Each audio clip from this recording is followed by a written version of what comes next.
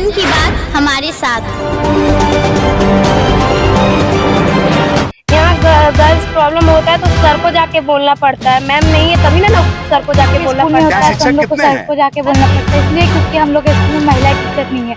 अगर महिला टीचर रहती तो हम लोग कोई यहाँ के जनप्रतिनिधि, कोई मुखिया, कोई पंचायत समिति, कोई जिला परिषद आए इन समस्या को सुनने? नहीं सर, कोई नहीं आया। कोई नहीं आए? कोई समस्या तुम्हारी सुनती नहीं है? नहीं सर।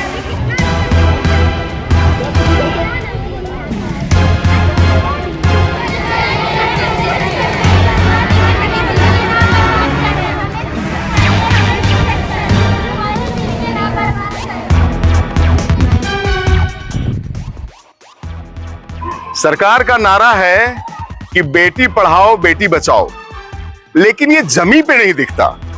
मैं बात कर रहा हूं झारखंड के गिरिडीह जिले का, और गिरिडीह जिले का ये जमुआ प्रखंड है, और जमुआ प्रखंड का ये मिर्जागंज गांव में कन्या मध्य विद्यालय मिर्जागंज है। आप देख लीजिए, ये अंचल जमुआ 2 में पड़ता है।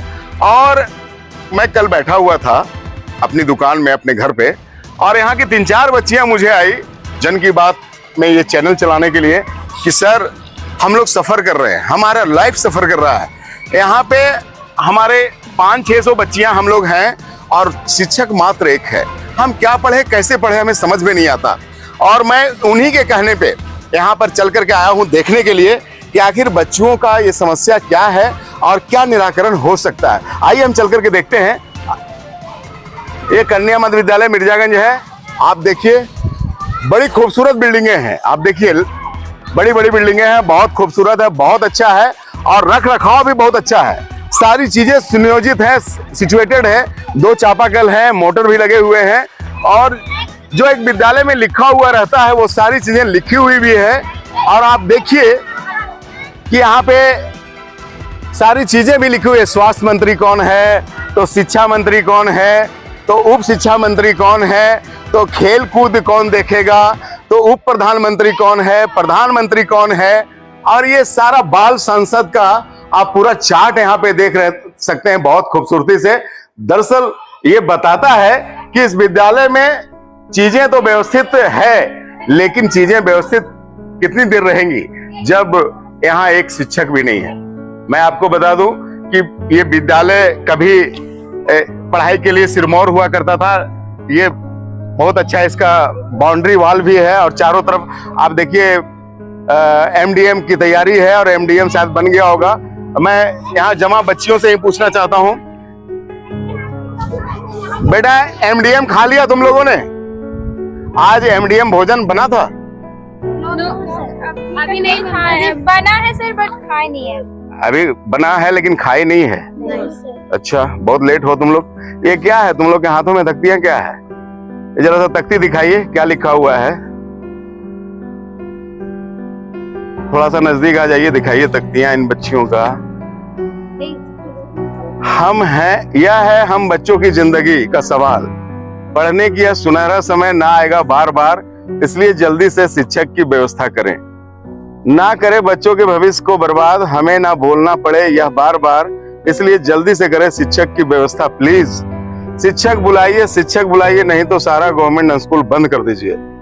ये पीड़ा है, ये कष्ट है इन बच्चियों का, जो मार्मिक तरीके से इन बोर्डों में निकला है, और ये सहज समझा सकता है। वक्त कभी वापस नहीं आता घूम करके। ये बच्चियां जिंदगी के इस पड़ाव में है कि कल ये कोई बछेंद्री पाल बनेगी, कल कोई ये पीटी ऊषा बनेगी, कल ये पता नहीं क्या बनेगी, कल ये रानी लक्ष्मीबाई के नक्शे कदम पे चलेगी, कल कोई इंदिरा बनेगी। लेकिन इसके बनने की चाहत में रोड़ा आ रहा है शिक्षा विभाग। जिस शिक्षा विभाग की बड़ी बड़ी बातें हमारे शिक्षा मंत्री जगन्नाथ महतो करते हैं, उन्हें यहाँ आकर के देखना चाहिए इन बच्चियों की पीड़ा क्या है कि यहाँ पे एक शिक्षक मात्र हैं और बच्चियां तकरीबन 500 हैं। कैसे पढ़ेंगी बच्चियां? और महिला शिक्षक तो है ही नहीं। बेटा क्या दिक्कत है, क्या नाम है आपका? शिवानी कुमार। क्या परेशानी है? यहाँ गर्ल्स प्रॉब्लम होता है तो सर को जाके बोलना पड़ता है। मैम नहीं है तभी ना सर को जाके बोलना पड़ता है। शिक्षक कितने हैं? बस एक। क्या नाम है उनका? किशोरी सर। और उसके बाद कोई शिक्षक नहीं है? नहीं। कितने दिनों से ये अवस्था है? क्या नाम है तुम्हारा? मेरा नाम माही कुमारी है। कितने दिनों से माही ऐसा है? ये लगभग 17 या 18 दिन का है। नहीं, कितने दिनों से शिक्षक यहाँ नहीं है? शिक्षक तो हमको नहीं पता, बहुत दिन से नहीं है। बस ये 2 ही सर थे, एक तो कौशल सर थे, एक तो किशोरी सर थे, और एक तो सर रिटायर हुए, बस एक ही सर है किशोरी सर। तुम्हारा क्या नाम है? पिंकी कुमारी। शिक्षक नहीं है पिंकी, कौन सी क्लास में हो तुम? 7th क्लास में। तो क्या दिक्कत आती है? सर कुछ भी स्कूल में होता है तो हम लोग को सर को जाके बोलना पड़ता है, इसलिए क्योंकि हम लोग के स्कूल में महिला टीचर नहीं है। अगर महिला टीचर रहते तो हम लोग सब उनको बताते। अब पढ़ाई भी बाधित होती है। पढ़ाई भी बाधित होती है क्योंकि यहाँ पे सर एक ही ठो है और इतना हैंडल कैसे करेंगे सर। तो ये तुम लोगों की समस्या सुनने के लिए को आए? क्या नाम है तुम्हारा? प्रियंका कुमारी। प्रियंका, कोई यहाँ की जनप्रतिनिधि, कोई मुखिया, कोई पंचायत समिति, कोई जिला परिषद आए इन समस्या को सुनने के लिए? सर कोई नहीं आए। कोई नहीं आए? कोई समस्या तुम्हारी सुनती नहीं है? नहीं सर। कभी गार्जियन को बताया आप लोगों ने? यस सर बताए, गए थे जम्मू भी गए थे, बट अच्छा। वहाँ पे कुछ नहीं हुआ। हाँ वहाँ पे जमुआ कहाँ गई थी, किनके पास? ब्लॉक में गए थे। ब्लॉक में गई थी, तो किन्हीं से मिली? नहीं, बोले कि डीसी साहब नहीं है यहाँ पे। क्या नाम है तुम्हारा? आर्या कुमारी। बेटा डीसी साहब जमुआ में नहीं बैठते, डीसी साहब जिला में बैठते हैं, यहाँ बीडीओ साहब बैठते हैं। हाँ, तो सर, बोले कि नहीं थे। बीडीओ साहब नहीं है। तो ये हाल है इस विद्यालय का, और मैं समझता हूँ कि झारखंड के अमूमन विद्यालयों का ये हाल है। जब शिक्षक है ही नहीं तो फिर बच्चियों को और बच्चों को पढ़ाएगा कौन? तो आप समझिए कि इन बच्चियों के भविष्य से कितना मजाक किया जा रहा है व्यवस्था के नाम पे और विभाग के नाम पे। सरकार बड़ी बड़ी बातें करती है, लेकिन जब धरातल पे कुछ काम करने की बात होती है तो वो चीज नहीं होगी जिन चीजों की जरूरत इन बच्चियों को है। बिल्डिंगें हैं, मैं आपको बार बार बिल्डिंग दिखा रहा हूं। मैं बिल्डिंग इसलिए दिखा रहा हूं कि हमारे झारखंड में बिल्डिंग इसलिए बनते हैं ताकि ठेकेदारी पैसा चलता रहे, ठेकेदारों को लाभ होता रहे, इसलिए बिल्डिंगें नई नई बन जाएंगी, भूमि खाली आपको नहीं मिलेगी। लेकिन जो चीजें होनी चाहिए, अस्पतालों में डॉक्टर होना चाहिए, तो डॉक्टर आपको नहीं मिलेंगे, बिल्डिंगें बड़ी बड़ी मिलेंगी। और मैं आपको बता दूं, ये क्षेत्र जो है ना, ये आदरणीय कैबिनेट जो है हमारे भारत सरकार का, उस कैबिनेट की आदरणीय अन्नपूर्णा देवी का ये क्षेत्र है, जो कैबिनेट राज्य शिक्षा मंत्री है। शिक्षा मंत्री के घर में ये हाल है शिक्षा का कि यहाँ शिक्षक ही गायब है। और वैसे तो ये राज्य सरकार का मामला है, लेकिन महोदया, मैं अन्नपूर्णा जी, मैं आपसे कहना चाहता हूँ, आप सांसद हो इस क्षेत्र की, आप राज्य में कैबिनेट मंत्री का दर्जा लेकर के चलती हैं, शिक्षा की बड़ी बड़ी बातें आप करती हैं हम पत्रकारों से, लेकिन आप धरातल देख लें, कभी आवाज तो उठा दिया होता, कभी घूम करके तो देखा होता आपने, कभी तो लिया होता अधिकारियों से और अपने कार्यकर्ताओं से लिस्ट कि कौन सा विद्यालय में कौन शिक्षक है या नहीं है। और जगन्नाथ महतो जी, आपका तो ये गिरिडीह क्षेत्र है भाई, आप गिरिडीह से हो और गिरिडीह का ही है स्कूल है, मैं किसी और विद्यालय को नहीं दिखा रहा, ये गिरिडीह का ही विद्यालय है। और आप देख लो ये बच्चियां कितनी मायूसी से खड़ी है और ये कह रही है कि अगर हमारे भविष्य से ऐसे ही खिलवाड़ होता रहा तो हम लोग सड़कों पे उतरने पे मजबूर होंगे, हमें धरना प्रदर्शन करना होगा तो करना होगा। क्या नाम है तुम्हारा? कौन सी क्लास में बेटा? तो कितने टीचर हैं बेटा यहाँ पे? 1। मात्र 1 है। वैसे तो बड़ी दिक्कत होती होगी, कोई नहीं सुनता तुम लोगों की बातें।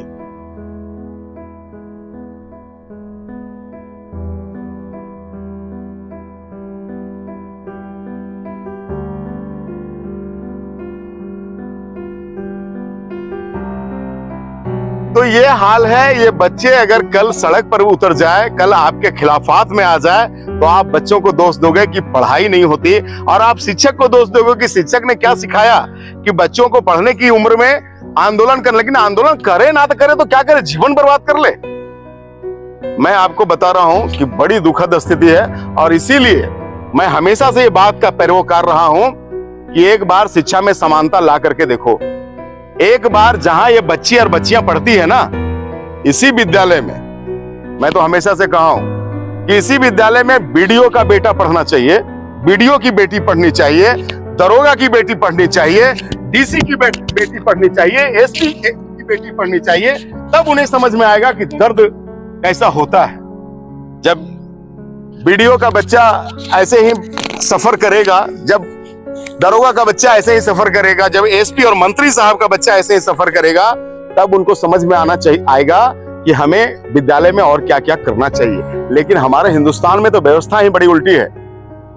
जो नीति बनाएगा सरकारी विद्यालयों के, उसके बच्चे कॉन्वेंट में पढ़ेंगे, उसके बच्चे लखनऊ और बड़े बड़े दिल्ली के कॉन्वेंट में पढ़ेंगे, और जिसके लिए नीति बन रही है वो बेचारे बस ऐसे ही पढ़े हुए हैं, जिनकी बच्चियां ऐसे ही पढ़ी हुई है, टीचर रहे ना रहे।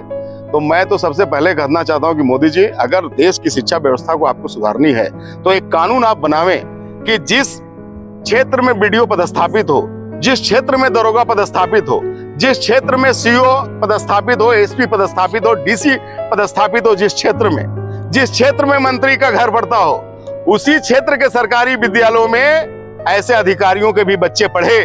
जब बीडीओ का बेटा, सीओ का बेटी और दरोगा की बेटी जब इन लोग के साथ पढ़ेगी, तब उन्हें समझ में आएगा कि शिक्षक ना रहने से पढ़ाई कैसे सफर करता है। इसलिए अगर हिंदुस्तान को बचाना आदरणीय प्रधानमंत्री जी, तो एक नीति आप बना दे, शिक्षा नीति। ये कितना गुलामी रहेगा शिक्षा नीति में? देश तो आजाद हो गया, लेकिन देश की शिक्षा तो गुलामी में ही है। खाई है बीच में अमीरों और गरीबों के लिए। आप एक प्रावधान लावे ना कि जो नीतियां बनाता है, जो डीसी है, जो एसपी है, जो दरोगा है, जो बीडीओ है, उनके भी बच्चे उसी क्षेत्र के सरकारी विद्यालयों में शिक्षा ले, तब दर्द बराबर समझ में आएगा। तब एमडीएम में छिपकलियां नहीं निकलेगी, तब टीचर देर से नहीं आएंगे, तब स्कूलों में टीचर की कमी नहीं होगी। लेकिन यहाँ दर्द बराबर तो है नहीं। बीडीओ का बेटा किसी लग्जरी स्कूल में पढ़ेगा, दरोगा का बेटा किसी बड़े कॉन्वेंट में पढ़ेगा, डीसी साहब के बेटा किसी बड़े कॉन्वेंट में पढ़ेंगे, और गरीबों के लिए छोड़ दिया गया है बस यही यतीम खाना कि आप आओ और गोहाल आपका बना हुआ है, आप बैठो और फिर टाइम होकर के आप घर चले जाओ। पढ़ाई उड़ाई से कोई मतलब नहीं है। अब पढ़े तो कैसे पढ़े? एक टीचर और 500 बच्चियां कैसे पढ़ाए वो टीचर भी बेचारा जो यहाँ पे होगा। मैं अभी उनसे भी मिलूंगा मैं कि उनको कितनी परेशानी होती होगी। एक तो पेपर का वर्क और दूसरा बच्चियों को भी संभालना, और उस पर भी पुरुष टीचर। बड़ी हास्यास्पद स्थिति है। इसलिए आदरणीय जगन्नाथ महतो साहब, आदरणीय मंत्री जी, मैं आपसे निवेदन करता हूं, और अन्नपूर्णा जी, मैं भी आपसे भी निवेदन करता हूं। आप दोनों का ये गृह क्षेत्र है और यहाँ स्थिति इतनी बदतर है, तो और दूसरे स्थानों पे स्थिति कैसी होगी? कृपया इसको संज्ञान में ले। ये बच्चियां जब बड़ी होगी तो आपके प्रति क्या भावना रखेगी, ये आप समझिए। कृपया इस संज्ञान ले और ऐसे बच्चियों को कम से कम शिक्षा, जो मूलभूत अधिकार है इसका, वो शिक्षा तो उपलब्ध करवावें। आदरणीय मंत्री महोदया और आदरणीय मंत्री जी, मैं तो बस इतना ही कर सकता हूँ। आइए, मैं यहाँ पे एक शिक्षक हैं किशोर जी, मैं इनसे बात करना चाहता हूँ। किशोर जी, आप अकेले हैं इस विद्यालय में? सर, मैं अकेले। और तकरीबन कितने बच्चियां हैं यहाँ पे? 400 से अधिक। 400 से अधिक है। जी सर। और बच्चियां तकरीबन रोज विद्यालय आती हैं। जी सर। और एमडीएम वगैरह भी सब सुचारू चलता है। सारा चीज। तो ऐसे में आप अकेले तो बड़ी परेशानी होगी। आप बीआरसी जाना पड़ता होगा, बहुत सारे फाइल निपटाने होते हैं। सब जगह सर। रिपोर्ट तो एक ही रिपोर्ट तो बार बार मांगता है सर। अच्छा, तो ये तो किशोरी बच्चियां हैं, उम्र भी है इनकी, और ऐसे में आप खाली एक पुरुष टीचर हो तो आपको बड़ी समस्या आती है। बहुत समस्या है, बहुत तरह का बात होता है मेरे पास रखने में बच्चियों को।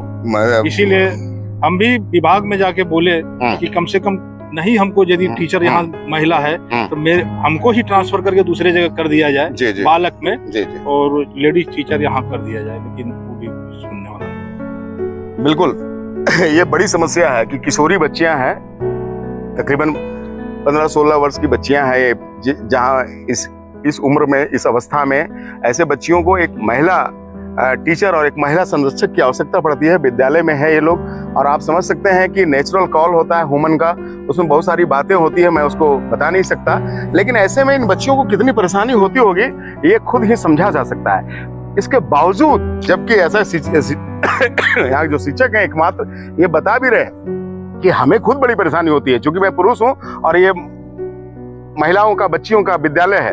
और ऐसे में जो नेचुरल कॉल होता है वो बच्चियां हमें कह भी नहीं पाती हैं, और हमें बहुत सारे पेपर वर्क भी होता है। अकेला मैं पीस रहा हूं, तो हमने भी विभाग को कई बार कहा है, लेकिन विभाग अभी तक कोई संज्ञान इसमें नहीं लिया है। मैं आपको बता दूं कि जब बच्चियों ने मुझे घर आकर के बताया, तो मैंने इस बात को, जो डीएससी है जिला के, उनको भी मैंने ये बात रखी है, और डीएससी ने आश्वासन दिया है। लेकिन मैं जैसा समझता हूं कि कई महीने हो गए होंगे जहां आप अकेले होंगे, और ऐसे में ये बड़ा आश्चर्य तज्जुब की बात है कि आखिर हम बच्चियों को पढ़ाना चाहते हैं कि इसकी उम्र को ऐसे ही बर्बाद करना चाहता है। ये सरकार को समझना चाहिए, विभाग को समझना चाहिए, और समझना चाहिए ऐसे जनप्रतिनिधियों को जो बड़ी बड़ी बातें करके जनता का वोट तो लेते हैं, लेकिन फिर जनता की समस्याओं की तरफ उसका कोई ध्यान नहीं होता है। अभी जो बच्चियां बता रही थी कि हमारे कष्ट को देखने के लिए, हमारे दुख को देखने के लिए यहाँ ना कोई मुखिया आए, ना कोई पंचायत समिति आए, ना यहाँ के जिला परिषद आए और ना यहाँ के विधायक आए। और मैं आपको पुनः दोहराता हूँ कि यहाँ के जो सांसद महोदया हैं वो कैबिनेट में राज्य शिक्षा मंत्री है, उनका विभाग भी यही है जिसके लिए बच्चियां लड़ रही हैं। लेकिन एक महिला को ही महिला का दर्द समझ में ना आए तो आप समझ सकते हैं कि तकलीफ कितनी ज्यादा हो जाएगी। अब आप समझिए कि हम जिस भारत के भविष्य को गढ़ना चाहते हैं इन बच्चियों के और बच्चों के कांधे पे, वो भारत का भविष्य कितना दुखदाई है, कितना गलत है। और हम कहेंगे कि हम बच्ची पढ़ाओ बच्ची बढ़ाओ की बात करते हैं। हम सिर्फ नारों तक सीमित है, हमारी सरकारें सिर्फ नारों तक सीमित है। धरातल के में क्या है चीजें ये आप खुद दे सकते हैं। मिर्जागंज एक बड़ा कस्बा है, एक बड़ा बाजार है, वहां की स्थिति जब ऐसी हो सकती है, जहां राज्य शिक्षा मंत्री का गृह क्षेत्र है, जहां कैबिनेट राज्य शिक्षा मंत्री का गृह क्षेत्र है, वहां की स्थिति जब ऐसी है तो सुदूर में जब हम जाएंगे, सुदूर की बस्तियों में जब हम जाएंगे तो स्थिति कितनी बुरी होगी इसका सहज अनुमान ही लगाया जा सकता है। हमें तो बड़ा दुख है, मैं समझता हूं कि इस तकलीफ से आपको भी तकलीफ हुई होगी, लेकिन आवाज उठाइए। आपने जब वोट लेने के लिए कोई जनप्रतिनिधि आवे तो उससे नाला और पीसीसी मांगने से पहले उससे एक कानून मांगे कि ऐसा कानून हो देश में कि जिस क्षेत्र में बीडीओ और सीओ पदस्थापित हो, जिस क्षेत्र में दरोगा और एसपी रहते हो, उसी क्षेत्र के सरकारी विद्यालयों में उसके भी बच्चे पढ़े, तभी शिक्षा में समानता आएगी, तभी शिक्षा में ये जो दोरंगी नीति है, तभी शिक्षा में जो एक खाई है, तभी शिक्षा में ये जो गड़बड़ झाला है उसका बदलाव हो सकता है।